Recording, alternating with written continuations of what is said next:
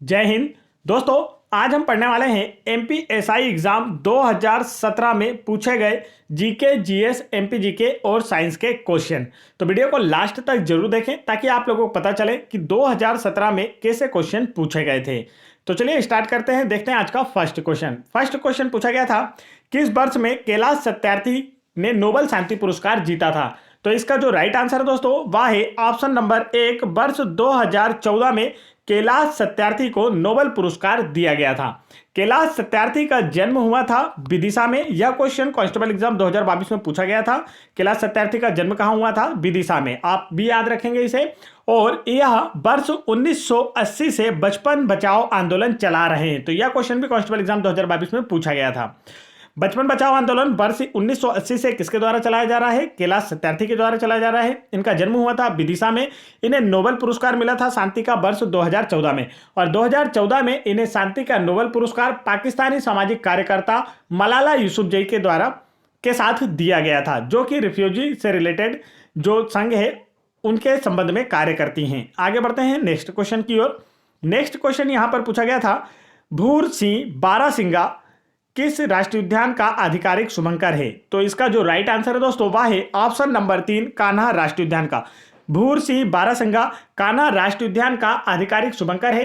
कान्हा मध्य प्रदेश का सबसे बड़ा राष्ट्रीय उद्यान है, जिसका क्षेत्रफल है 940 वर्ग किलोमीटर। और कान्हा राष्ट्रीय उद्यान भारत का प्रथम राष्ट्रीय उद्यान है जिसने अपना शुभंकर जारी किया था। आगे बढ़ते हैं नेक्स्ट क्वेश्चन की ओर।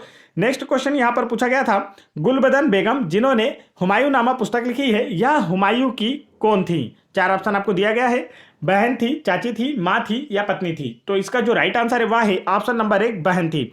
गुलबदन बेगम जो कि हुमायूं नामा की रचनाकार हैं और यह हुमायूं की बेगम थी। हुमायूं का मूल नाम नसीरुद्दीन हुमायूं था। यह बाबर का उत्तराधिकारी था। आगे बढ़ते हैं नेक्स्ट क्वेश्चन की ओर। नेक्स्ट क्वेश्चन पूछा गया था, बेतवा नदी किस राज्य के मध्य से बहती है? पूछा गया था बेतवा नदी किस राज्य के मध्य से बहती है। तो इसका जो राइट आंसर है दोस्तों वह है ऑप्शन नंबर 2, मध्य प्रदेश और उत्तर प्रदेश राज्य के। बेतवा नदी मध्य प्रदेश और उत्तर प्रदेश राज्य से बहती है। बेतवा यमुना की सहायक नदी है। इसे प्रदूषण के आधार पर मध्य प्रदेश की गंगा भी कहा जाता है। आगे बढ़ते हैं नेक्स्ट क्वेश्चन की ओर। नेक्स्ट क्वेश्चन यहां पर पूछा गया था, एल्कलाइड कारखाना कहां स्थित है? तो इसका जो राइट आंसर है वह है ऑप्शन नंबर 2, नीमच में स्थित है। एल्कलाइड कारखाना नीमच में स्थित है। नीमच अफीम उत्पादन में मध्य प्रदेश में सेकंड स्थान पर है और प्रथम स्थान पर जो है वह है मध्य प्रदेश का मंदसौर। आगे बढ़ते हैं नेक्स्ट क्वेश्चन की ओर। नेक्स्ट क्वेश्चन यहां पर पूछा गया था, सतपुड़ा राष्ट्रीय उद्यान कब स्थापित हुआ था? कांस्टेबल एग्जाम 2022 में पूछा गया प्रश्न। तो इसका जो राइट आंसर है दोस्तों वह है ऑप्शन नंबर 4, वर्ष 1981 में। सतपुड़ा राष्ट्रीय उद्यान वर्ष 1981 में ओपन किया गया था या स्थापित किया गया था। सतपुड़ा राष्ट्रीय उद्यान होशंगाबाद जिले में स्थित है। इस उद्यान में कृष्ण मृगों की सर्वाधिक संख्या पाई जाती है। आगे बढ़ते हैं नेक्स्ट क्वेश्चन यहां पर पूछा गया था, मुस्लिम लीग द्वारा प्रत्यक्ष कार्यवाही अभियान कब शुरू किया गया था? तो इसका जो राइट आंसर है वह है ऑप्शन नंबर 1, वर्ष 1946 में।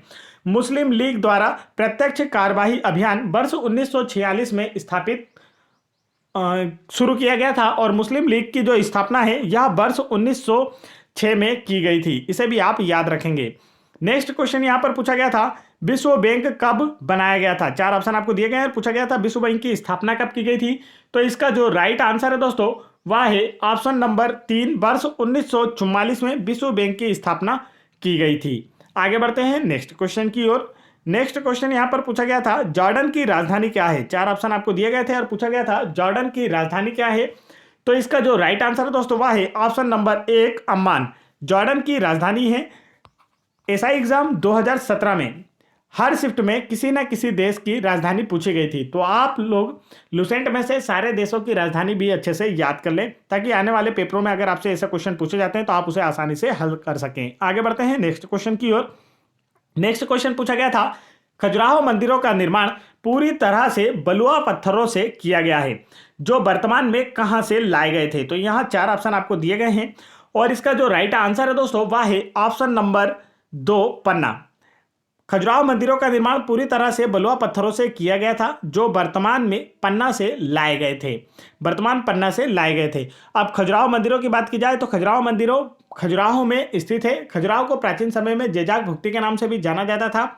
खजुराहो मंदिरों का निर्माण चंदेल शासकों के द्वारा करवाया गया था। चंदेलों ने यहाँ पर 85 मंदिरों का निर्माण कराया, जिनमें से वर्तमान में 22 अस्तित्व में हैं और खजुराहो को पत्थर पर तराशी गई नगरी भी कहा जाता है। आगे बढ़ते हैं नेक्स्ट क्वेश्चन की ओर। नेक्स्ट क्वेश्चन पूछा गया था, सांझा के पारंपरिक लोकगीत किसके द्वारा गाए जाते हैं? तो इसका जो राइट आंसर है वह है ऑप्शन नंबर 3, युवा लड़कियों के द्वारा गाए जाते हैं। सांझा जनजातियों के द्वारा बनाया जाने वाला एक त्योहार है जिसमें पारंपरिक लोकगीत गाए जाते हैं और यह युवा लड़कियों के द्वारा गाए जाते हैं। आगे बढ़ते हैं नेक्स्ट क्वेश्चन की ओर। नेक्स्ट क्वेश्चन यहां पर पूछा गया था, मध्य प्रदेश सरकार ने मध्य प्रदेश कृषि लागत और विपणन आयोग का गठन कब किया था?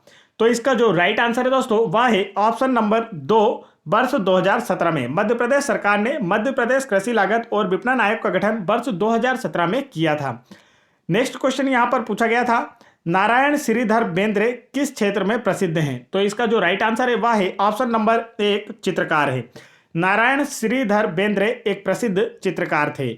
आगे बढ़ते हैं नेक्स्ट क्वेश्चन की ओर। नेक्स्ट क्वेश्चन पूछा गया था, मध्य प्रदेश को कितने वन क्षेत्रीय मंडलों में विभाजित किया गया है? तो इसका जो राइट आंसर है दोस्तों वह है ऑप्शन नंबर 2, 16। मध्य प्रदेश को 16 वन क्षेत्रीय वन मंडलों में विभाजित किया गया है। वन क्षेत्रफल की दृष्टि से मध्य प्रदेश का देश में प्रथम स्थान है और मध्य प्रदेश के वनों में सर्वाधिक सागौन वृक्ष पाए जाते हैं, इसे भी आपको याद रखना है। आगे बढ़ते हैं नेक्स्ट क्वेश्चन की ओर।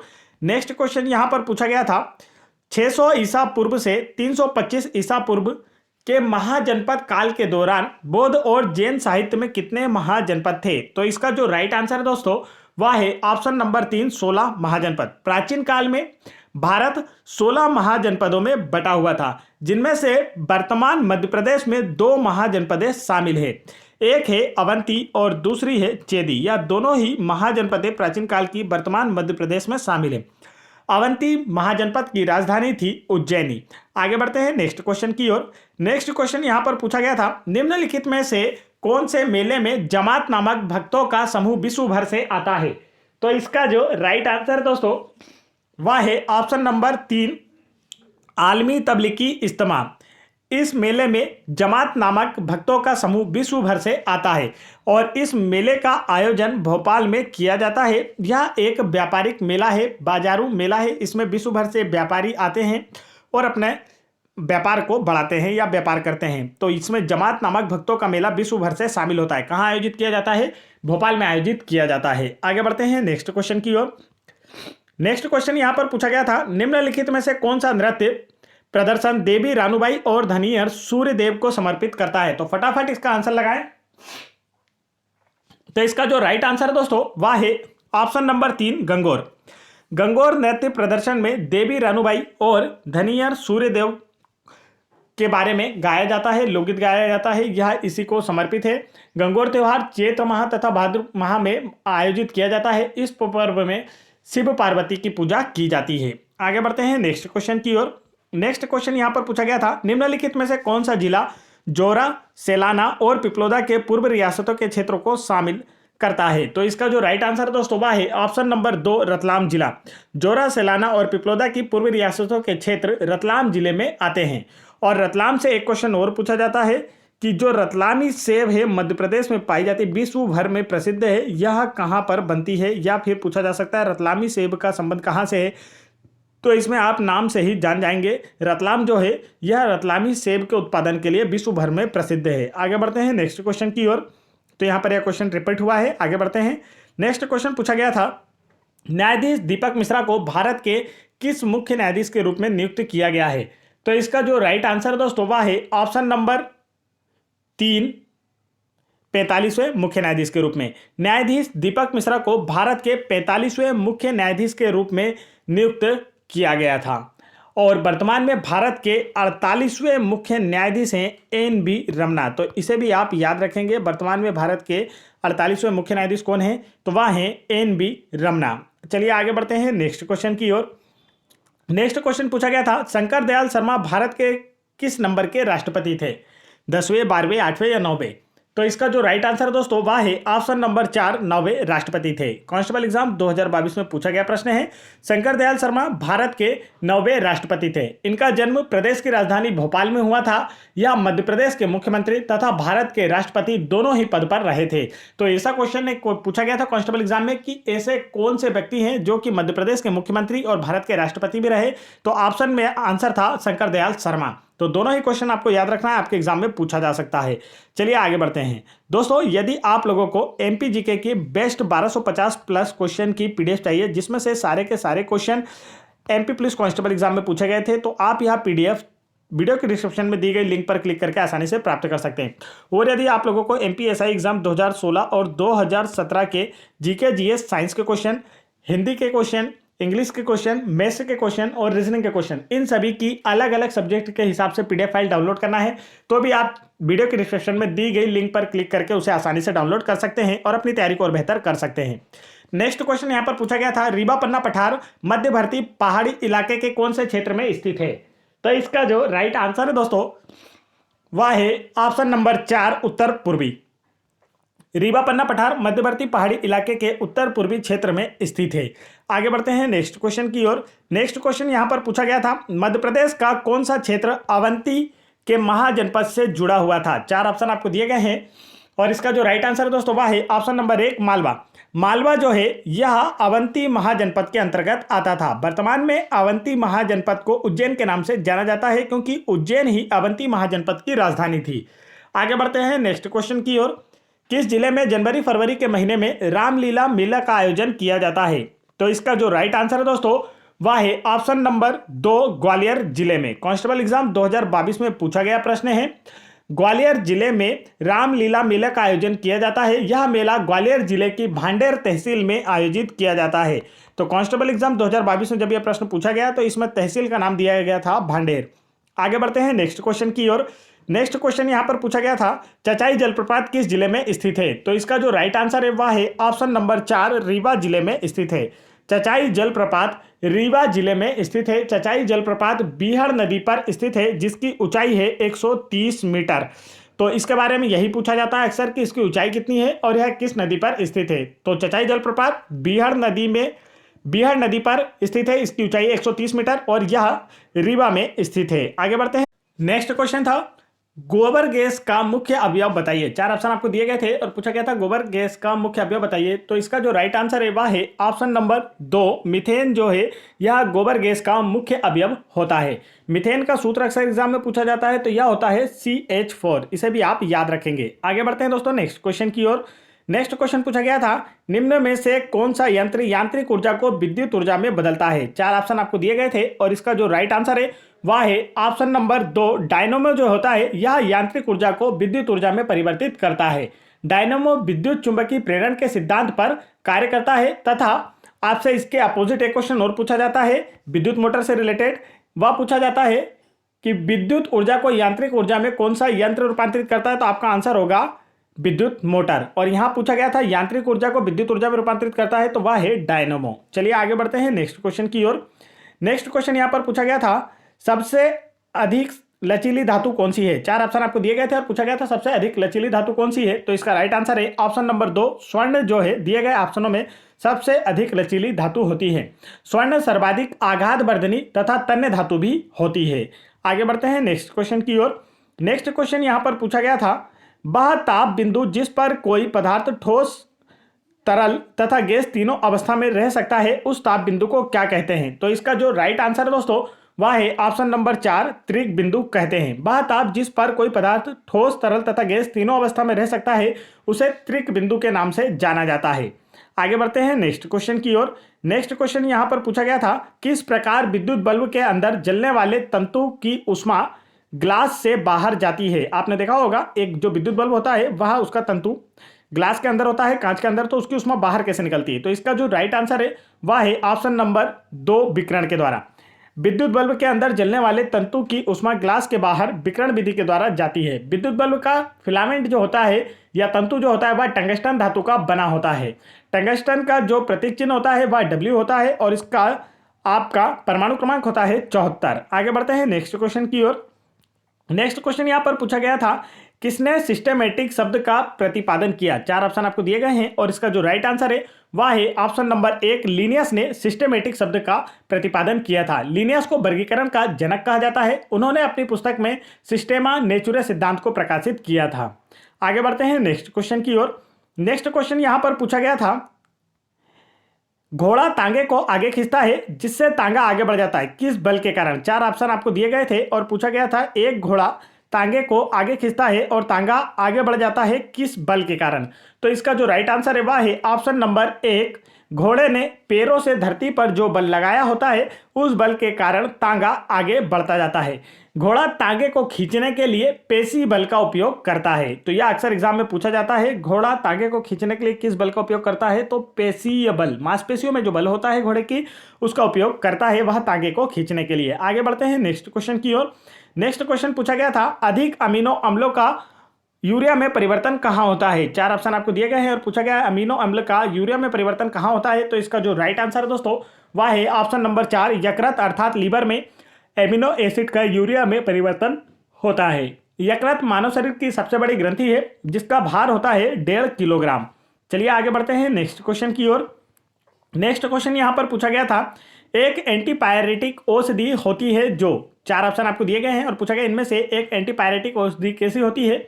इसका राइट आंसर है ऑप्शन नंबर 3, शरीर के तापमान को कम करती है। एक एंटीपायरेटिक औषधि शरीर के तापमान को कम करती है। आगे बढ़ते हैं नेक्स्ट क्वेश्चन की ओर। नेक्स्ट क्वेश्चन यहां पर पूछा गया था, बालू में फुटप्रिंट बनाने के लिए सबसे उपयुक्त पदार्थ कौन सा है? चार ऑप्शन आपको दिए गए हैं और पूछा गया है बालू में फुटप्रिंट बनाने के लिए सबसे उपयुक्त पदार्थ कौन सा है? तो इसका राइट आंसर है ऑप्शन नंबर 4, पैराफिन मोम। और बालू अर्थात सैंड में सिलिकॉन तत्व उपस्थित होता है। आगे बढ़ते हैं नेक्स्ट क्वेश्चन की ओर। अक्सर ये एग्जाम में पूछा जाता है कि बालू अर्थात सैंड में कौन सा तत्व उपस्थित होता है, तो इसे आप याद रखेंगे, सिलिकॉन। नेक्स्ट क्वेश्चन, कपास तंतु किसके बनाए जाते हैं? चार ऑप्शन आपको दिए गए हैं और पूछा गया है कपास तंतु किसके बनाए जाते हैं? जड़ से प्राप्त होते हैं, बीज से प्राप्त होते हैं या पत्तियों या शाखाओं से प्राप्त होते हैं? तो इसका राइट आंसर है ऑप्शन नंबर 2, बीज से प्राप्त होते हैं। कपास का जो तंतु होता है वह कपास के पौधों के बीजों से प्राप्त होता है। कपास उत्पादन के लिए सर्वाधिक उपयुक्त मिट्टी जो होती है यह काली मिट्टी होती है। अक्सर एग्जाम में पूछा जाता है, कपास नकदी फसल का उदाहरण है। कपास उत्पादन में गुजरात राज्य भारत में प्रथम स्थान पर है, सेकंड स्थान पर है महाराष्ट्र राज्य और थर्ड स्थान पर आता है हमारा मध्य प्रदेश राज्य। आगे बढ़ते हैं नेक्स्ट क्वेश्चन की ओर। नेक्स्ट क्वेश्चन यहां पर पूछा गया था, पक्षी द्वारा होने वाला परागण क्या कहलाता है? चार ऑप्शन आपको दिए गए हैं और पूछा गया पक्षियों द्वारा होने वाला परागण क्या कहलाता है? तो इसका राइट आंसर है ऑप्शन नंबर 3, अर्निथोफिली कहलाता है। पक्षियों द्वारा होने वाला परागण अर्निथोफिली कहलाता है। पक्षियों, हवा और कीट पतंगों द्वारा जो परागण होता है उसे पर परागण के नाम से जानते हैं। आगे बढ़ते हैं नेक्स्ट क्वेश्चन की ओर। नेक्स्ट क्वेश्चन यहां पर पूछा गया था, पोलियो का विषाणु शरीर में प्रवेश कैसे करता है? चार ऑप्शन आपको दिए गए हैं और पूछा गया है पोलियो रोग का जो विषाणु होता है यह शरीर में कैसे प्रवेश करता है? तो इसका जो राइट आंसर है दोस्तों वह है ऑप्शन नंबर 1, संदूषित जल व भोजन के द्वारा पोलियो का विषाणु शरीर में प्रवेश करता है। पोलियो के टीके की खोज जॉन साल्क के द्वारा की गई थी। अक्सर यह क्वेश्चन पूछा जाता है कि पोलियो वैक्सीन की खोज किसने की थी? तो आपका आंसर होगा जॉन साल्क ने। नेक्स्ट क्वेश्चन यहां पर पूछा गया है, पन्ना किसका बना होता है? चार ऑप्शन आपको दिए गए हैं और पूछा गया है एमराल्ड या पन्ना जो होता है यह किसका बना होता है? तो इसका जो राइट आंसर है दोस्तों वह है ऑप्शन नंबर 3, बेरिलियम का। पन्ना बेरिलियम का बना होता है। जैसे आपने नाम सुना होगा हीरा, पन्ना, नीलम, यह सभी जो होते हैं पत्थर होते हैं। तो आपसे पूछा गया है पन्ना किसका बना होता है? तो यह बेरिलियम का बना होता है। आगे बढ़ते हैं नेक्स्ट क्वेश्चन की ओर।